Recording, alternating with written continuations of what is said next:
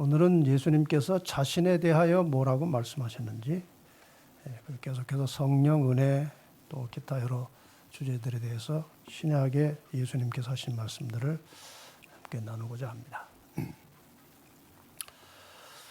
우리가 흔히 자주 사용하는, 그러나 매우 심오하고 정확하게 이해하기는 쉽지 않은 삼위일체라고 하는 말을 우리가 많이 듣습니다. 하나님, 예수님, 성령님. 이 세 분 하나님에 대해서 성경에 많은 기록들이 있습니다. 그런데 예수님께서 친히 자신에 대하여 무엇이라고 말씀하셨는지 좀 살펴보겠습니다.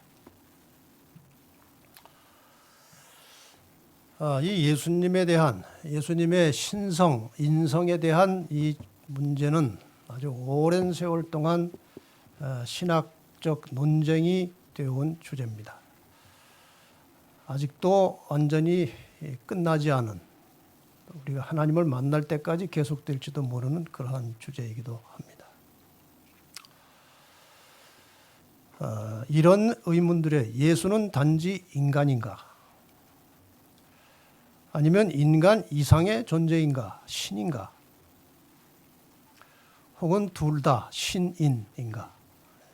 이러한 논제로 오랜 세월 문제가 되어 온 것입니다. 근데 성경의 요한일서 4장 2절에 보면은 하나님의 영은 이곳으로 할지니 곧 예수 그리스도께서 육체로 오신 것을 시인하는 영마다 하나님께 속한 것이요. 그러니까 예수님의 그 인성, 예수님의 인간을 시인하지 않으면 그건 하나님께 속한 영이 아니라는 것이죠. 예수 그리스도께서 육체로 오신 것을 시인하는 것이 하나님의 영의 역사라 그 말입니다. 그 다음에 요한복음 10장 30절에는 예수님께서 친히 말씀하시기를 나와 아버지는 하나이니라 그랬어요. 하나님은 신이시죠. 예수님께서 자신을 가리켜서 나와 아버지가 하나라고 한 것을 보면은 또 예수님은 신이십니다. 요한일서 1장 1절과 14절을 연결해 보면 이 말씀이, 태초에 말씀이 계셨는데 이 말씀이 하나님과 함께 계셨고 그런데 이 말씀이 곧 하나님이시다. 14절에 그 말씀이 육신이 되어 우리 가운데 거하심에 우리가 그의 영광을 보니 아버지의 독생자의 영광이요 은혜와 진리가 충만하더라. 말씀은 예수 그리스도이십니다. 여기서 이 말씀은 하나의 상징어로 쓰이는 것이죠. 그 말씀이 곧 예수님이 곧 하나님이시라 한 거 보니까 예수님은 또 하나님이십니다. 그러니까 여기 나온 이 성경절을 그대로 믿으면 돼요. 성경이니까. 예수님께서 인간으로 오셨다. 육체로 오셨다. 그러나 예수님은 하나님과 하나이시다. 그래서 예수님은 하나님이시다. 인간의 지식과 상식으로는 완전하게 이해가 안 되지만 하나님의 섭리에 의해서 이런 역사가 이루어진 것입니다. 성경에 나오는 예수님의 이름들이 다양하게 나옵니다. 근데 신약에서 주로 사용된 예수님의 호칭은 대략 네 가지입니다. 임마누엘, 메시아, 그리스도, 인자. 이러한 호칭을 사용하고 있습니다.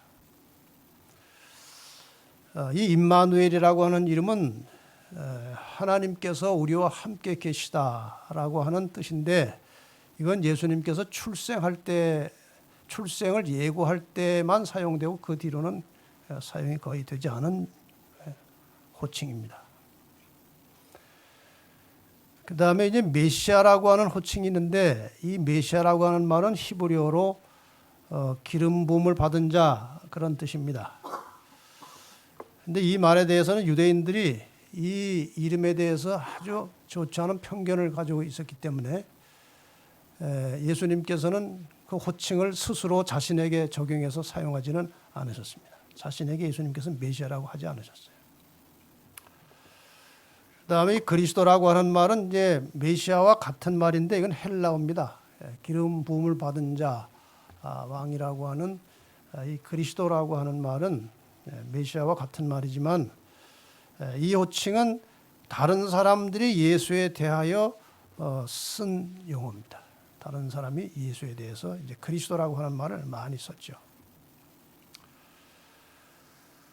예수님께서 자신에 대해서 주로 사용하신 호칭은 인자라고 하는 말입니다. 인자, 한자 말을 그대로 풀면 사람의 아들, 그런 뜻이죠. 인자라고 하는 말을 예수님께서 자신에게 가장 많이 사용하셨습니다. 근데 인자라고 하는 말이 예수님께서 이 땅에 사람으로 오시기 전에 구약에서도 인자라고 하는 말이 나옵니다. 구약에서도. 자주 나오지 않지만 희귀하게 나오는데 다니엘서 7장 13절과 14절에 나옵니다. 다니엘의 계시 보는 가운데 내가 또 밤 이상 중에 보았는데 인자 같은 이가 하늘 구름을 타고 와서 옛적부터 항상 계신 자에게 나와 그 앞에 인도되매 그에게 그 인자 같은 이에게 권세와 영광과 나라를 주고 모든 백성과 나라들과 방언하는 자로 그를 섬기게 하였으니 그 권세는 영원한 권세라 옮기지 아니할 것이요 그 나라는 패하지 아니할 것이니라. 그러니까 지금 여기에 나오는 이 내용은 사실 구약의 내용이지만 장차 예수님께서 재림하심으로 온 세상의 권세를 받게 되실 그것을 예언한 것입니다.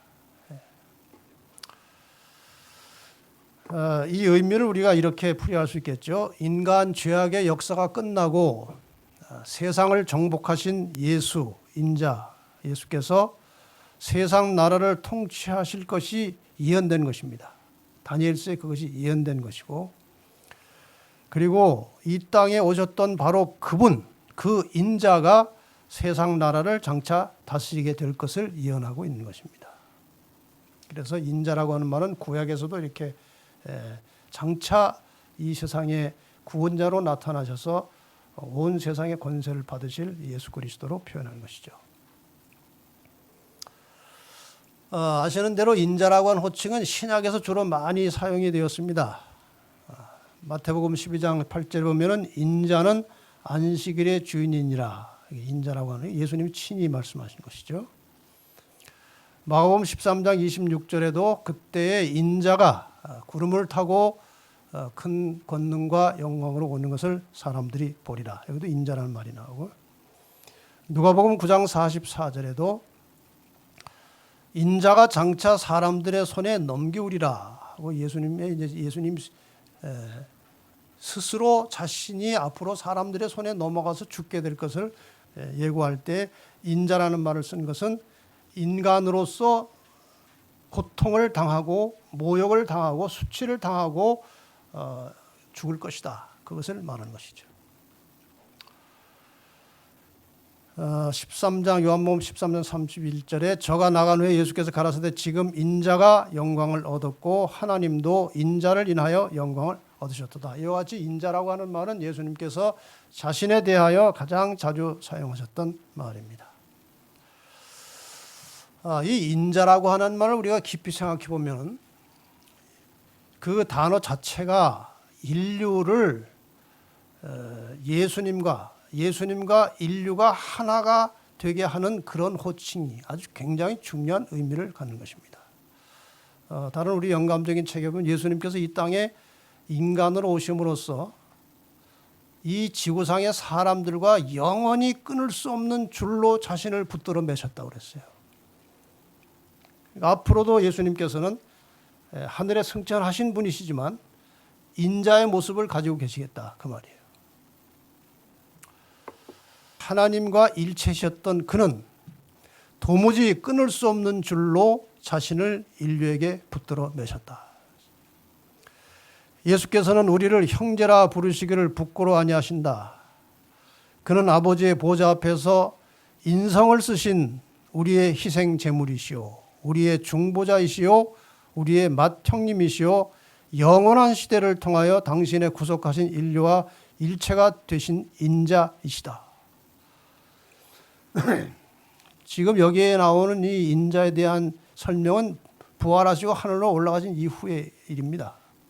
하늘에서도 예수님께서는 인성을 쓰신 우리의 희생 제물이시오, 우리의 중보자이시오, 우리의 맏 형님이시라고 표현하고 있는 것입니다. 그리고 이 모든 것은 인류를 멸망과 죄의 타락에서 건져내시고 또한 인류로 하여금 하나님의 사랑을 반사시켜 거룩한 기쁨을 누리게 하려 합니다. 예수님께서 인자라는 말을 즐겨 사용하신 이유에 대해서 우리가 좀 깊이 생각해 볼 필요가 있을 것 같습니다. 예수님께서 왜 즐겨 아주 자진해서 자신을 사람의 아들이라고 이렇게 자주 표현하셨느냐? 이건 중요한 것입니다. 인자가 사람이 하신 것처럼, 인자가 하신 것처럼 사람도 하나님을 전적으로 의지하여 성령의 인도를 따라서 살면 예수님처럼 살 수 있음을 가르쳐 주시기 위해서 인자라는 말을 쓰셨다는 겁니다.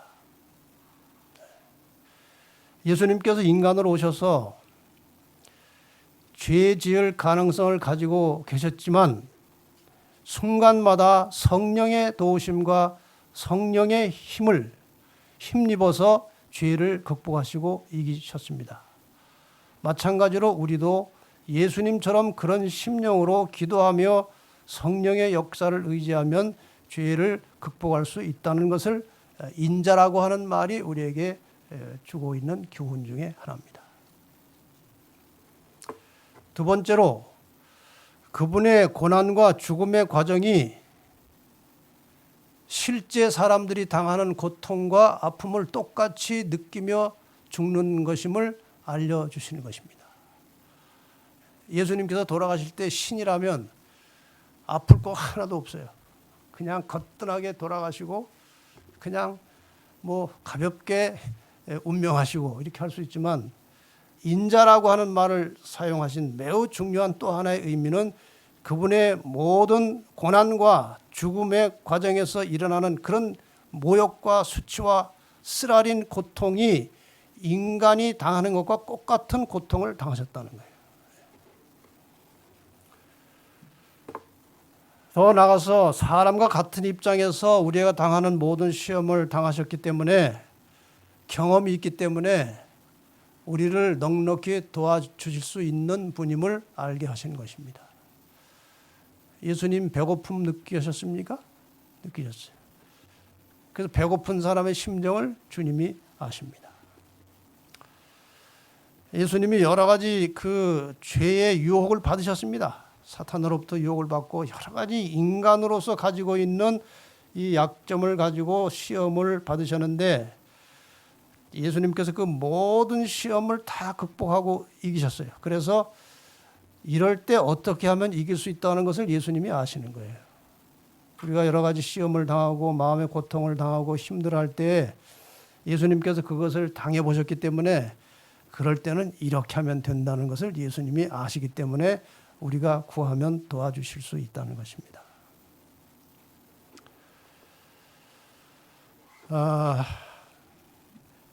예수님처럼 그렇게 고생 많이 한 사람도 별로 없을 거예요. 이 지구상에. 그래서 그분이 우리의 모든 것을 다 아십니다. 다 경험하셨어요. 그냥 머리로 아는 것이 아니고 지식으로 아는 것이 아니고 경험으로 아시는 거예요.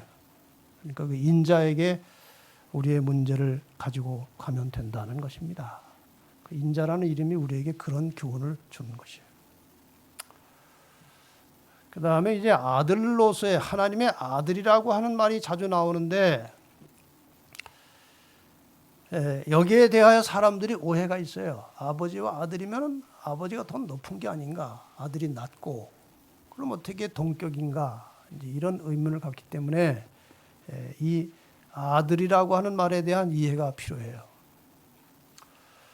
요한복음 3장 16절에 하나님이 세상을 이처럼 사랑하사 독생자를 주셨다고 말씀하십니다. 독생자를 주셨다. 그러니까 이제 하나님의 외아들이라 그 말이죠. 외아들. 하나밖에 없는 아들이라 이제 그 말이에요. 이 독생자라는 말의 의미가 뭐냐 이겁니다. 독생자. 독생자가 뭐냐? 이제 헬라어로 모노게네스라고 하는 말인데 이것은 독특하다, 특별하다는 의미에 뭐 하나라고 하는 의미가 아니고 외아들이라는 의미가 아니고 아주 독특한, 특별한 그런 의미를 갖는 말입니다. 이 독생자라는 말이.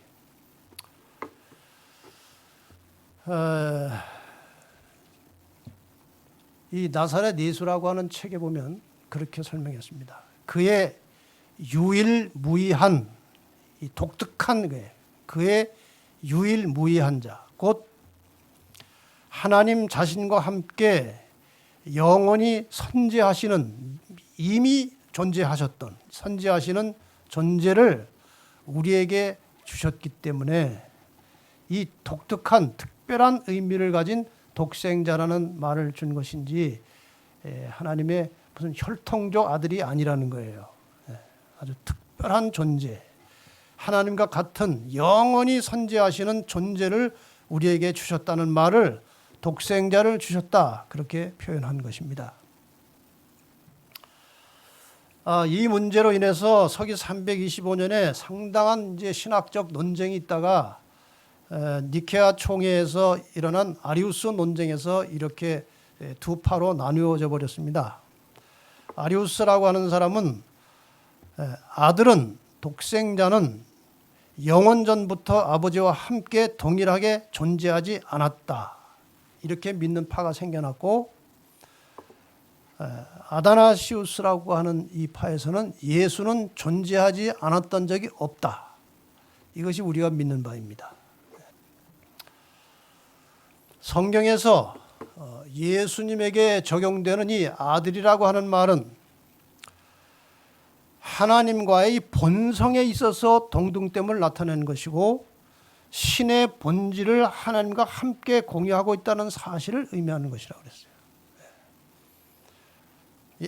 이 아들은, 아버지와 아들의 관계는 그 옛날 히브리 개념에 있어서는 이제 같은 격으로 보는 것입니다. 같은 격. 그래서 때로는 이름도 아버지의 이름을 그대로 갖다 붙이는 예가 많았어요. 그리고 동등한 신의 본질을 같이 가지고 있는, 하나님과 같은 신의 본질을 가지고 있는 의미로 독생자라는 이름이 쓰여진 것입니다. 아들이라고 하는 이름이 쓰여졌어요. 여기에 이제 증명하는 대목이 나옵니다. 요한복음 5장 17절 18절. 예수께서 저에게 이르시되 내 아버지께서 이제까지 일하시니 나도 일한다. 여기 분명히 예수님께서 아버지라고 말씀하셨고, 자기는 그럼 뭐라는 뜻입니까? 아버지라고 하니까 자기는 아들이라는 뜻이에요. 아버지가 이제까지 일하시니 나도 일한다, 아들도 일한다 하시매, 유대인들이 이를 인하여 더욱 예수를 죽이고자 하니 이는 안식일만 범할 뿐 아니라 하나님을 자기의 친아버지라 하여 자기를 하나님과 동등으로 삼으심이로라. 이 말씀을 잘 보세요.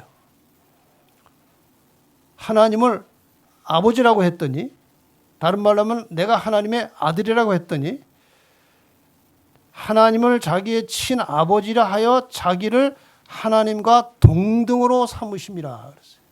그러니까 아버지와 아들은 이 유대인들의 개념에서는 동등하다는 거예요. 그런 뜻이에요. 독생자가 아들이라는 말이 우리가 한국 단어의 개념으로 보면은 무슨 생리적 아들 혹은 격이 좀 아래인 아들처럼 보이지만 이 히브리 사람들의, 이 유대인들의 배경에서는 동등하다는 것입니다. 아버지와 아들이. 이제 그런 개념이에요. 그 다음에 이제 아들과 관련된 것이지만 아버지와 아들의 관계로 이제 예수님이 자주 묘사가 되는데, 예수님과 하나님이.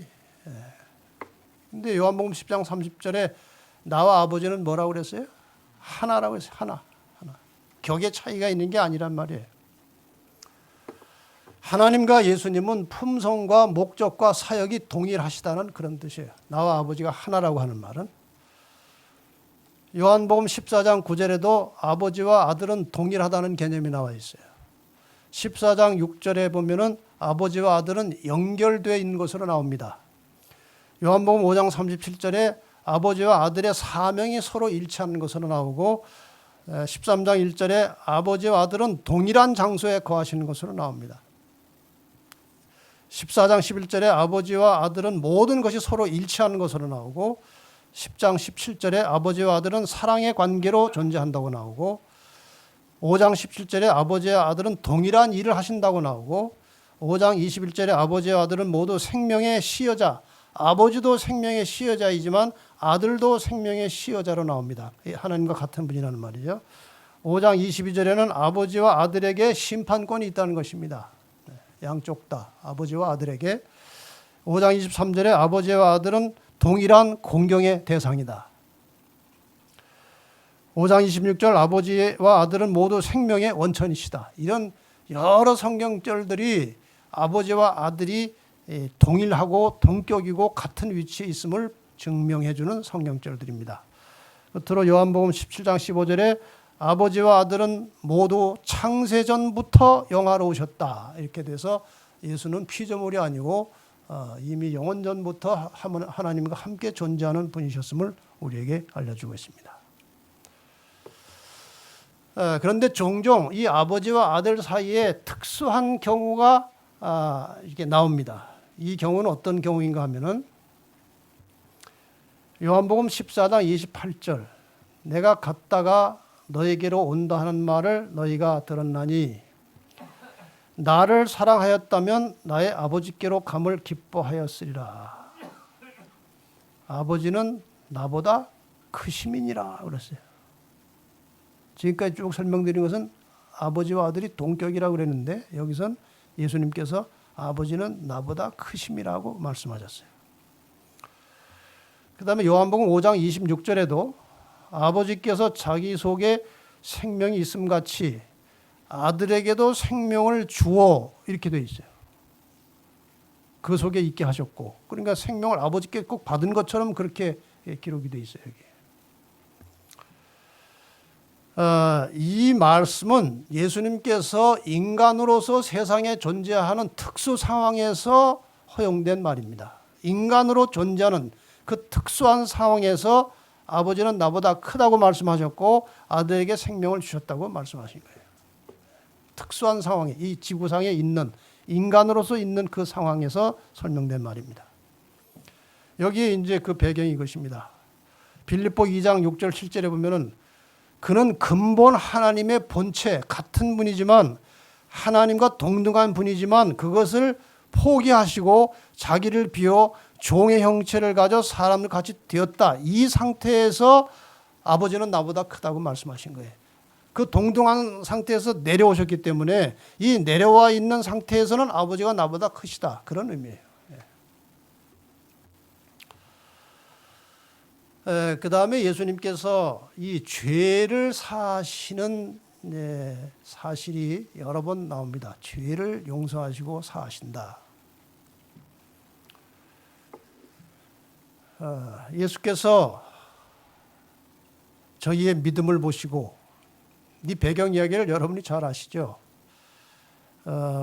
몸을 스스로 움직일 수 없는 중풍 환자가 도무지 이제 치료하고 회복될 길이 없으니까 그 예수의 소문을 들은 이 환자가 아마 친구들한테 부탁을 했겠죠.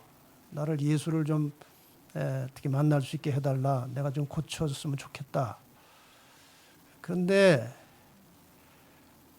예수가 계시다는 집에 가보니까 사람이 너무 많아가지고 그 안에 앉아 계신 예수님께 접근하기는 불가능한 거예요.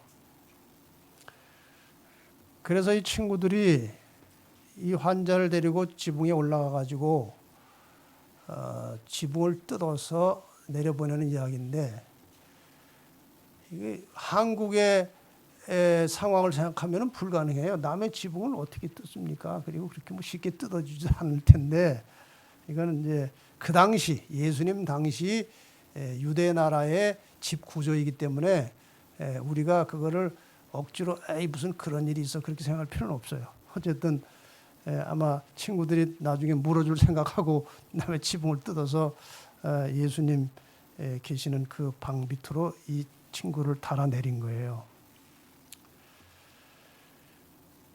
이건 얼마나 큰 믿음인가요? 만약에 남의 지붕까지 뜯어내가지고 거기 내려가는데 예수님이 이 사람 참 무례하네. 사람 입장 난처하게. 아니 이렇게 남의 지붕을 뜯고 나한테 오면 내가 뭐가 되나. 내가 이건 참 곤란하니까 내 주인한테도 미안하고 다른 데서 고쳐주자고 거절했으면 절망입니다. 그런데 이 중풍 환자와의 친구들은 가면은 틀림없이 거절 안 당하고 예수님께서 고쳐주실 것이라는 확고한 믿음이 있었어요. 믿음. 그래서 이제 이 일을 감행을 했는데 예수께서 저희의 이 친구들도 믿음이 있기 때문에 한 거 아닙니까? 친구들도 아무리 친구가 부탁을 한다고 해도 이 황당한 일을 친구들이 한다는 건 친구들도 믿음이 있었다는 거예요. 저희의 믿음을 보시고 중풍 환자에게 이르시되 소자야 내 죄 사함을 받았느니라 하시니 어떤 서기관들이 거기 앉아서 마음에 의논하기를 이 사람이 어찌 이렇게 말하는가 참남하도다 오직 하나님 한 분 외에는 누가 능히 죄를 사하겠느냐. 예수님이 그 말씀을 가르치시고 병자들을 고치시는 그 현장에는 언제나 그 예수님의 그 책을 잡고 트집을 잡아서 예수님을 모함하기 위해서 거기에 들어있는 유대인 서기관들이 있었어요. 이 사람들이 이제 예수님께서 중풍병자한테 네가 나아라 하지 않고 내 죄 사함을 받았느니라 이렇게 하니까 아니 자기가 뭔데 감히 죄를 용서하나 이런 생각이 드는 거예요. 하나님도 아니면서.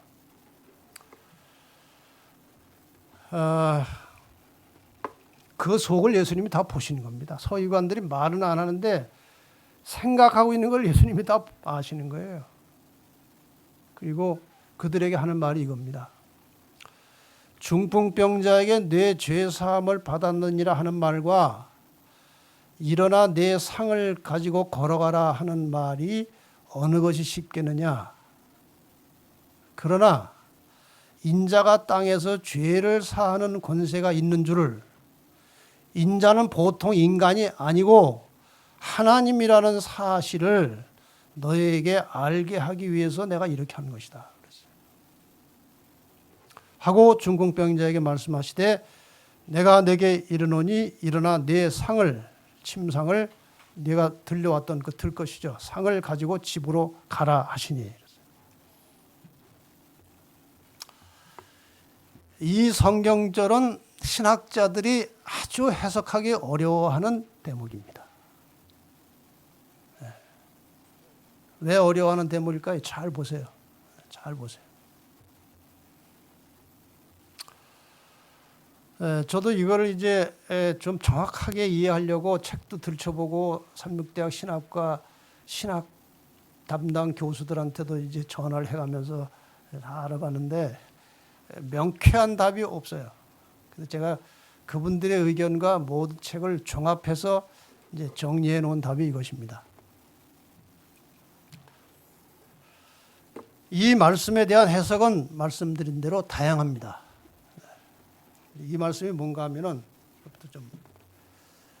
자, 이게 두 말이에요. 내 죄 사함을 받았느니라 하는 말이 있고 일어나 내 상을 가지고 걸어가라 하는 말 중에 어느 것이 쉽겠느냐? 어느 말이 더 쉬운 거예요? 이 중에서. 어떻게 생각하면 상 가지고 걸어가라 보다 너 죄사함 받았다가 쉬울 수도 있어요. 근데 이것은 또 논쟁의 여지가 있는 말이에요. 이것은. 내 상을 가지고 걸어가라. 이건 또 말이 복잡해요. 뭐가 더 쉽겠느냐, 이 두 말 중에서. 근데 이 내용을 잘 보면 죄 사함 받았다고 하는 말이 참 어려운 말이라고 이제 그 뒤에 암시가 나오는 거예요. 왜? 이렇게 어느 말이 더 쉽겠느냐? 상 가지고 걸어가라고 하는 말이 더 쉽지만, 그렇죠? 더 쉽지만 인자가 땅에서 죄를 사하는 권세가 있는 줄 알게 하기 위해서 내가 좀 어려운 말 내 죄사함을 받았느니라 했다. 그렇게 1차적으로 해석이 되는 거예요. 그렇지 않겠습니까?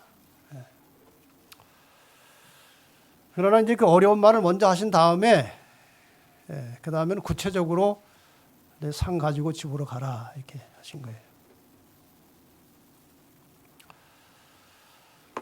자, 이 설득력 있는 해석은 이겁니다. 두 가지 다 어려운 말이지만 인자가 죄를 사하는 권세가 있음을 알게 하기 위해서 내 죄사함을 받았다고 말하는 것이고,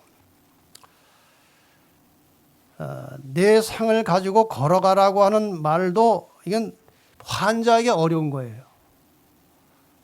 죄사함을 받았다는 환자에게서는 쉬운 거예요. 근데 상 들고 걸어가라는 건 환자한테는 또 어려운 거예요. 그게. 내 상을 가지고 걸어가라는 말도 어려운 것이지만 하나님의 병 고치는 능력도 보여주기 위하여 나중에 그 말씀을 덧붙여 한 것이다. 아마도 내 죄사함을 받았느니라고 명했을 때는 그냥 누워있는 상태에서 죄 용서를 받은 것으로 우리가 추측할 수 있어요. 누워있는 상태에서 용서 받았어요. 죄 용서 받으면 결과가 있어야 될 거 아니에요. 결과. 그래서 예수님께서 죄만 사함 받는 게 아니라 그 죄의 그 병의 원인이었던 죄를 용서받았으니까 죄의 결과로 나타난 병도 나아야 된다는 거예요. 그러니까 일어나서 상을 들고 걸어가라고 말씀하셨다는 겁니다. 이렇게 하면은 꽤 이해가 되시죠?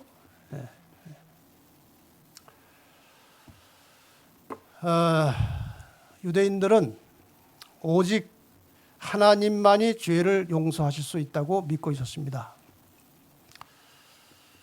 그래서 예수께서는 유대인들 서기관들이 다 거기 섞여 있고 누가 서기관인지 뭐 다 알지 않겠어요? 예수님께서 누가 서기관이고 속으로 지금 뭔 생각하고 있는지 예수님 다 아시는 거예요.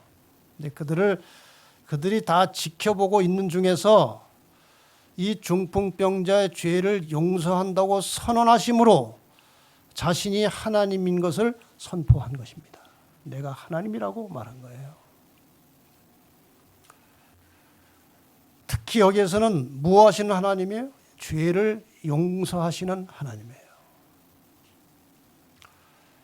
여러분, 혹시 아직 해결되지 않은 죄가 있으면 예수님께 가지고 가시기를 바랍니다. 하나님께서는 유한한 사람이 피차 대우하는 것처럼 우리를 대접하지 않으신다. 그의 생각은 자비와 사랑과 지극한 긍휼의 생각이시다. 그는 말씀하시기를 악인은 그 길을 불의한 자는 그 생각을 버리고 여호와께로 나오라. 그가 널리 용서하시리라. 내가 내 허물을 빽빽한 구름에 사라짐같이 내 죄를 안개의 사라짐같이 도말하였으니 너는 내게로 돌아오라고 하신다.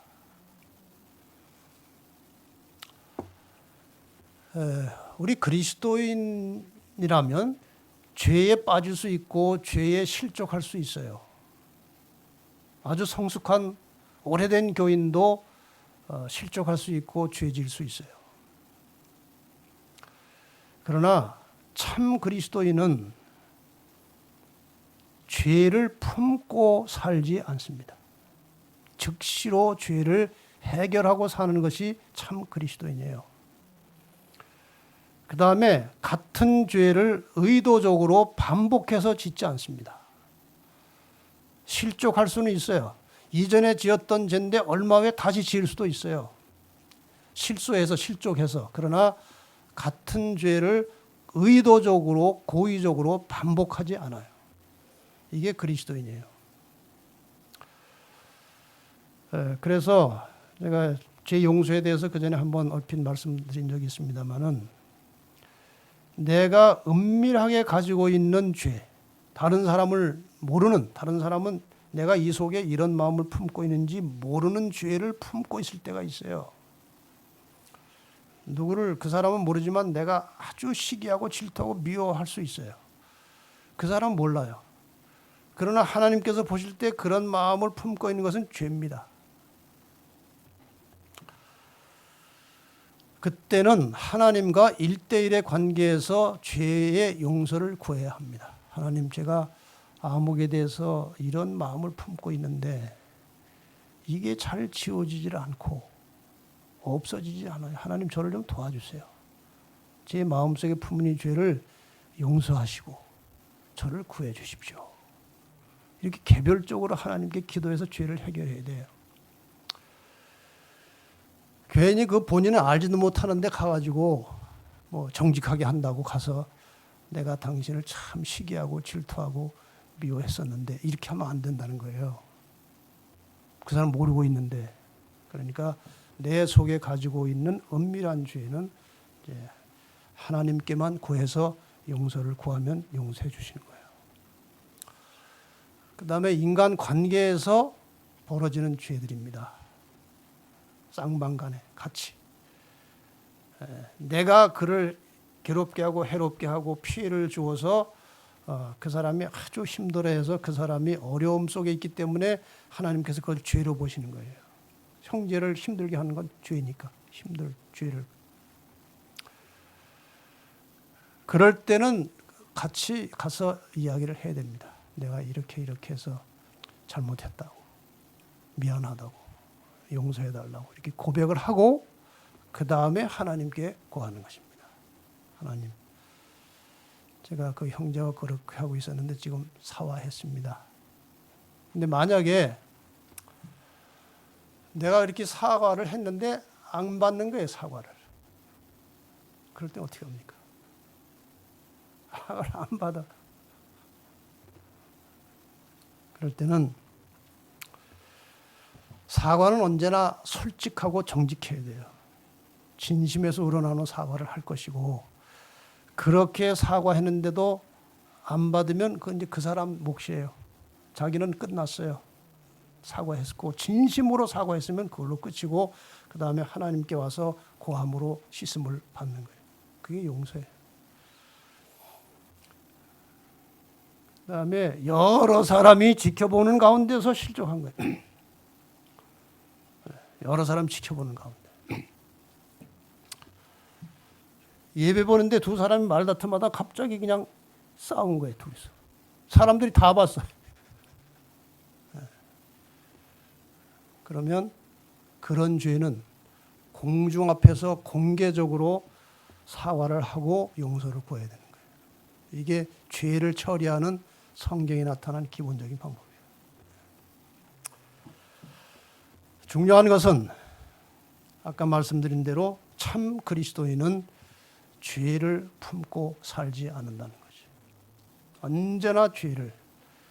왜? 하나님께서 언제라도 우리가 고백하기만 하면 저는 미쁘시고 의로우사 우리 모든 죄를 사시겠다고 약속하셨고, 다른 기도는 지연될 수 있어요. 기도의 내용이나 본인의 상황이나 상태에 따라서 기도의 응답이 지연될 수도 있고 당장 응답이 안 되게 보이는 걸 수도 있어요. 그러나 진심으로 드리는 죄에 대한 고백과 용서를 구하는 기도는 즉시 용서되는 것입니다. 그건 하나님께서 미루지 않으십니다. 그래서 우리는 언제나 죄가 없는 상태로 살아갈 수 있는 거예요. 죄를 빨리빨리 해결하고 즉시 처리하고, 그것이 그리스도인이에요. 그래서 사람이 은근히 불안하고 은근히 힘들고 하는 원인은 해결되지 않은 죄 때문에 그런 거예요. 그래서 괜히 근심거리가 있어. 뭐가 이렇게 안정되고 행복하고 평안하지가 않아. 그럼 뭔가 인간 관계에서나 혹은 내면적으로 해결되지 않은 죄가 있으면 인간은 참 힘든 거예요. 그전에 제가 이 얘기를 드렸나 모르겠네. 여기 가까이서 보면요, 이 손가락 여기에 거무스름한 게 있어요. 속에. 여러분은 없어요. 저만 있어요. 속에 거무스름한 게 하나 있어요. 이렇게 눌러보면은 약간 볼록해요. 누르면. 다른 데하고 똑같지 않아요. 이거. 근데 이게 중학교 때 학교에서 이제 내가 기숙사에 있었는데 식당에서 이제 중3 때 같아요. 식당에서 이제 그 밥을 배식을 하는데 그날 요만한 땅콩 비스킷을 하나씩 줬어요. 식사 외에 이제 간식으로. 근데 어떤 친구 하나가 나와가지고 그거를 저한테 이거 너 먹으라고 이렇게 저쪽에서 나한테 던졌어요. 그래서 내가 이제 거리가 안 맞고 떨어져가지고 내가 이렇게 집으려고 하는데 어떤 아이가 그걸 자기가 먹으려고 발로 내 손을 딱 밟은 거예요. 그리고 자기가 주워간 거예요.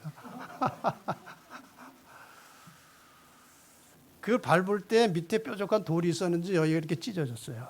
찢어져 여기에 이제 흙부스러기가 들어간 거예요. 이 속에. 막 피가 나오고 이 속에 뭐가 들어간 거예요. 그래서 그 당시 이제 의무실에 가가지고 제가 소독을 해내고 이제 그 분이 이렇게 긁어냈어요. 근데 기술이 좀 시원찮았는지 다 안 나오고 속에 뭐가 하나 남은 상태에서 아물어 버렸어. 그분 아직도 살아 있어요. 얼마 전에 가서 만나기도 했는데 내가 얘기는 안 했지만 그 어린 시절에 그 생각이 나는 거예요. 근데 이게 지금 아무렇지도 않아요. 근데 갑자기 이렇게 압력이 돌아서 꽉 눌려주면요, 통증이 오는 거예요. 통증이 와요. 그때 이걸 말끔하게 다 긁어내서 깨끗하면 아무렇지도 않았어요. 근데 이게 남아 있으니까 누를 때 아직도 통증이 오는 거예요. 우리 인간의 정신적인 통증, 고통 이런 것들은 아직 긁어내지 않은, 해결하지 않은 죄가 남아 있으면 통증이 자기도 모르게 어떤 환경에서 오는 것입니다.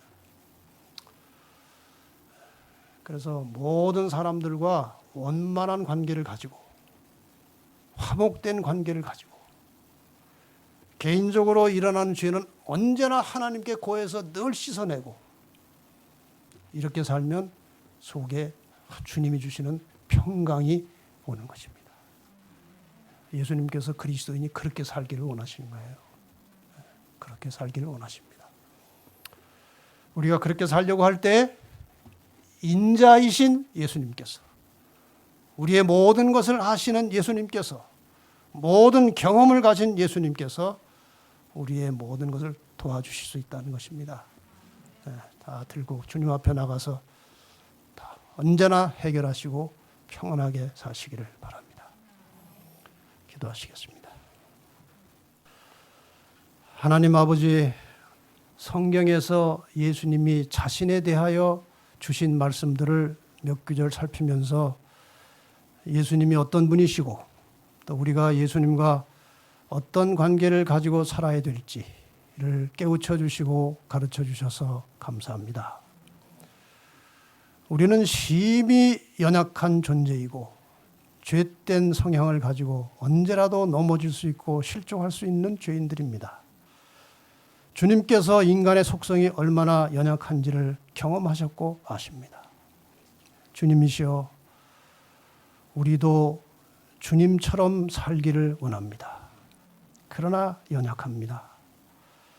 주님께서 날마다 기도하심으로 성령의 능력을 의지하고 성령의 능력을 빌려서 죄를 극복하시고 승리하신 것처럼 우리도 이 땅을 사는 동안에 주님처럼 그렇게 간절히 신실하게 열심히 열렬하게 기도함으로 성령의 능력을 통해서 매일의 생활 속에서 죄를 극복하고 승리하며 마음의 평강을 가지고 살도록 변화시켜 주시고 축복하여 주시옵소서.